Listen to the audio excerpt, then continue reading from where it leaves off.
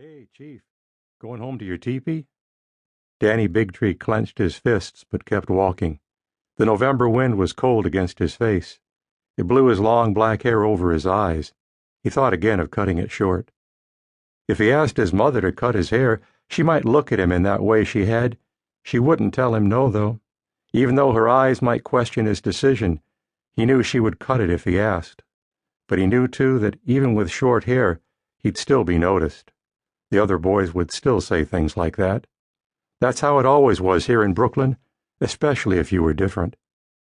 It would do no good to say, as he had once said to them back in September, "I'm not a chief. We're Iroquois, and we never lived in teepees. We lived in longhouses a long time ago, and now I live in an apartment building." They'd just laugh again. Then Tyrone and Brad would ask him where his war pony was. None of the boys followed him. They went back to their basketball game. Danny stopped at the corner and looked back to watch them play. He wasn't really interested in basketball, but the way they played it almost looked like fun. Some of them were really good, especially Tyrone. While Danny watched, Tyrone bounced the ball, cut around two of the other boys, jumped up and threw the ball in a high, long arc. It swished down through the basket. Brad, Tyrone's best friend, came over, and the two boys slapped their palms together in a high five. Danny sighed. He'd never played much basketball on the reservation.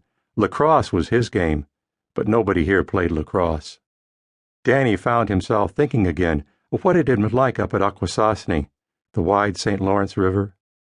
He knew it was so polluted from the factories on the Canadian side that no one could fish in it anymore, but in his memory it was beautiful. Akwesasne. Fields and woods to play in. Lots of other Indian kids who looked and talked the way he did. Akwesasne. The name was so much better than Brooklyn.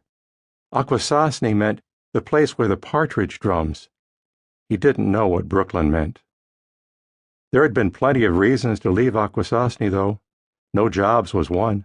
It was because of the lack of employment that men like his dad traveled all over the country to do ironwork. When his mom had finished her social work degree and been offered the job at the American Indian Community House in Manhattan, she hadn't hesitated. It would be a better life, she'd promised. So far, for Danny, it hadn't been. He went down into the subway entrance, and when he was on the train, he closed his eyes.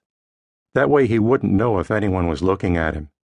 If he kept his eyes closed long enough, he could imagine himself riding on the back of an eagle that would take him away from Brooklyn.